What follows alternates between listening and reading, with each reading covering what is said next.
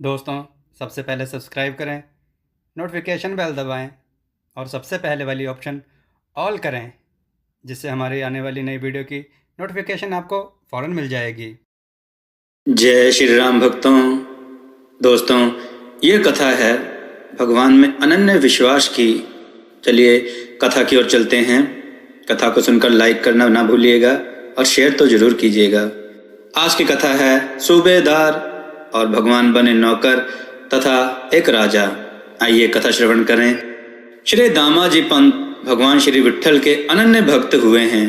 महाराष्ट्र में 13वीं शताब्दी में भयंकर अकाल पड़ा था।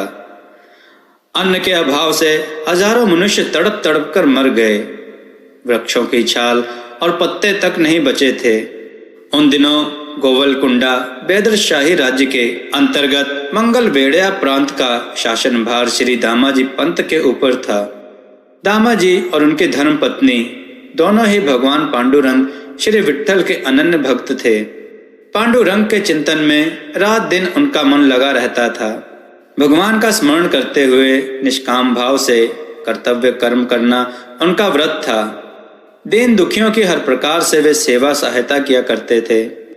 शत्रु को भी कष्ट में पड़ा देखकर व्याकुल हो जाने वाले दामाजी पंत अपनी अकाल पीड़ित प्रजा का करुण क्रंदन सहन ना कर सके। राज्य भंडार में अन्न भरा पड़ा था। दया के सम्मुख राजा का भय कैसा। अन्न भंडार के ताले खोल दिए गए। भूख से व्याकुल हजारों मनुष्य, साधु संत, गायें मरने से बच गईं।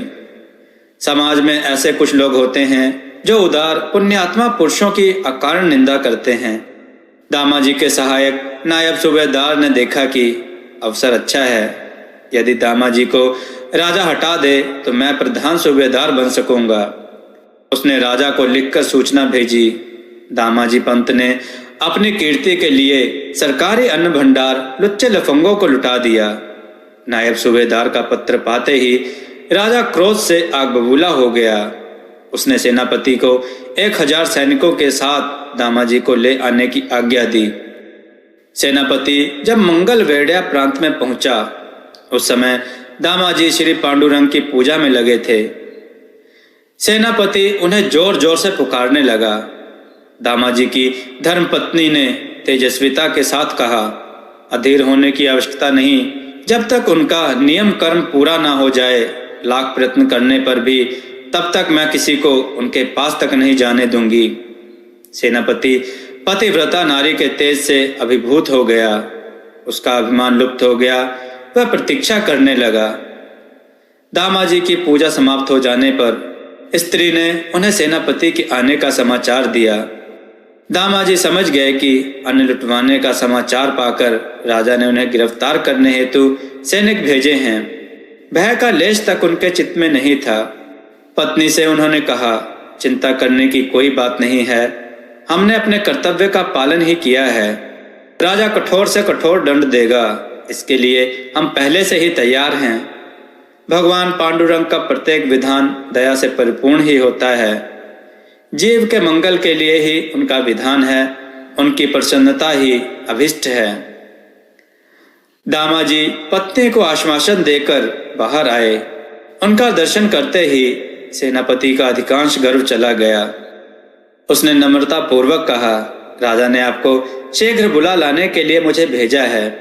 जैसे ही दामाजी की गिरफ्तारी हुई, उनकी स्त्री ने कहा, भगवान पंढरीनाथ जो कुछ करते हैं उसमें हमारा हित ही होता है। उन दयामय ने आपको एकांत सेवन का अवसर दिया है। अब आप केवल उनका ही चिंतन करेंगे। मुझे तो इतना ही दुख है कि ये दासी स्वामी की चरण सेवा से वंचित रहेगी। सेनापति हथकड़ी डालकर उनको ले चले। दामाजी को ना बंदी होने का दुख है, ना पद से मुक्त होने की चिंता।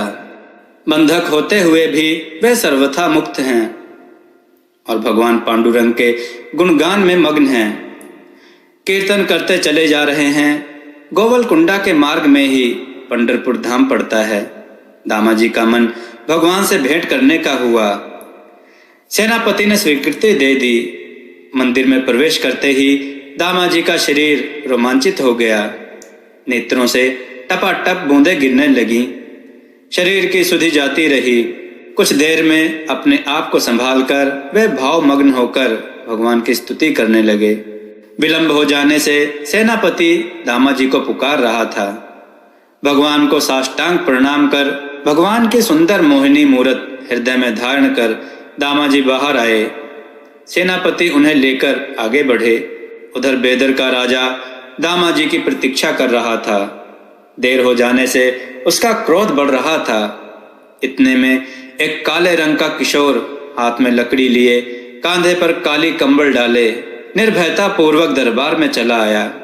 उसने जोहार करके कहा, महाराज की जय हो।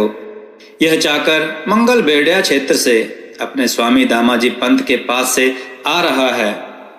दामाजी का नाम सुनते ही उसने उत्तेजित होकर पूछा, क्या नाम है तेरा? उसने कहा, मेरा नाम तो विट्ठू है सरकार। दामाजी के अन्न से पला मैं चमार हूँ। यह अद्भुत सुंदर रूप, यह हृदय को स्पर्श करने वाली मधुर वाणी। राजा एकटक देख रहा था विट्ठू को। राजा ने पूछा, क्यों आए हो यहाँ? उसने कहा, अपराध क्षमा हो। अकाल में आपकी प्यारी प्रजा भूखी मर रही थी तो मेरे स्वामी ने आपके अन्न भंडार को खोलकर सब अनाज बांट दिया। मैं उसी का मूल्य देने आया हूँ। आप कृपया करके पूरा मूल्य खजाने में जमा करा लें और मुझे रसीद दिलवाने की कृपा करें। राजा मन ही मन बड़ा लज्जित हुआ, पश्चाताप करने लगा। मैंने दामाजी जैसे सच्चे सेवक पर बिना सोचे समझे बेईमानी का आरोप लगाया और उसे गिरफ्तार करने के लिए फौज भेज दी। राजा को व्याकुल देखकर विट्ठू ने एक छोटी थैली निकालकर सामने धर दी और बोला, सरकार, मुझे देर हो रही है। यह रुपया जमा करके मुझे शीघ्र रसीद दिलवा दें। राजा का दिल नहीं चाहता था कि विट्ठू उनके सामने से एक पल के लिए भी हटे, परंतु किया क्या जाए। विट्ठू एक साधारण चमार सही, परंतु इसकी इच्छा के विपरीत मुंह तक खोलने का साहस दिखता नहीं था राजा का। उन्होंने खजांची के पास उसे भेज दिया। बेचारा खजांची तो हैरान रह गया। वह उस छोटी सी थैली से जितनी बार धन उलटता उतनी बार थैली फिर भर जाती। रसीद प्राप्त कर उसने रसीद पर राजा से दस्तखत और शाही मोहरें भी लगवा ली। उसने कहा, मेरे स्वामी चिंता करते होंगे, मुझे आज्ञा दीजिए। यह कहकर वह विट्ठू चल दिया। यहाँ राजा ने दीवान जी को आज्ञा दी कि तुम शीघ्रता पूर्वक जाओ, दामाजी को आदर पूर्वक लेकर आओ।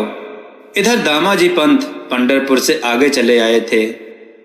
एक दिन स्नान आदि करके गीता पाठ करते समय उनको एक चिट्ठी मिली जिस पर लिखा था, दामाजी पंत से अपने अन्न भंडार के पूरे रुपए चुकता कर दिए गए हैं।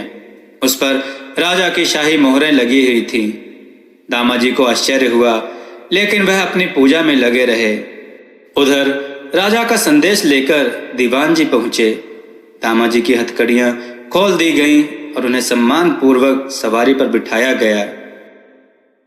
राजा की विचित्र दशा हो रही थी। विट्ठू विट्ठू पुकार कर वह पागलों जैसा करने लगा। चारों तरफ घोड़े दौड़ाए गए, पर क्या इस तरह विट्ठू मिल सकता है? कहाँ है वो विट्ठू? कहाँ चला गया? कहते कहते वह पैदल राजधानी से बाहर तक चला गया था। उसी समय दामाजी सामने से आ रहे थे।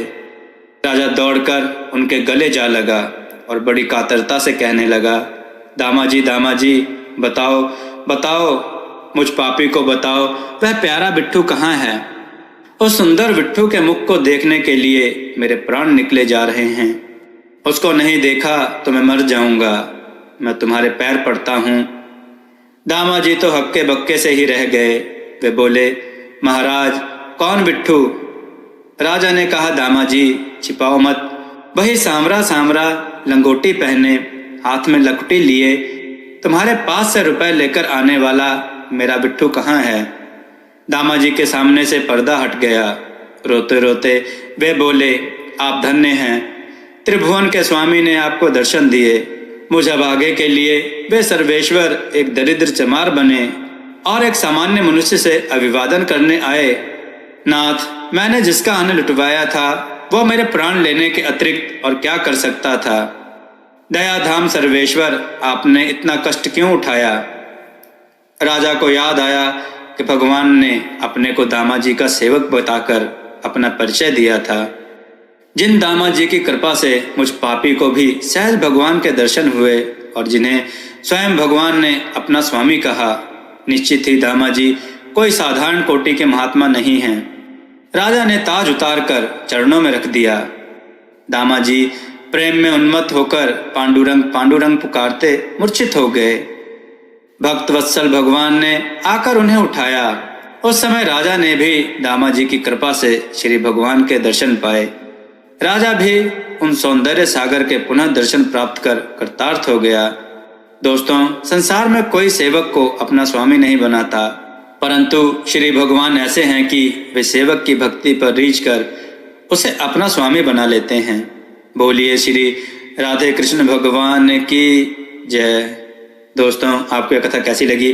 अपने विचार और सुझाव कमेंट में जरूर दें। हमारी कथाओं को लाइक करें, हमारे चैनल को सब्सक्राइब करना ना भूलें।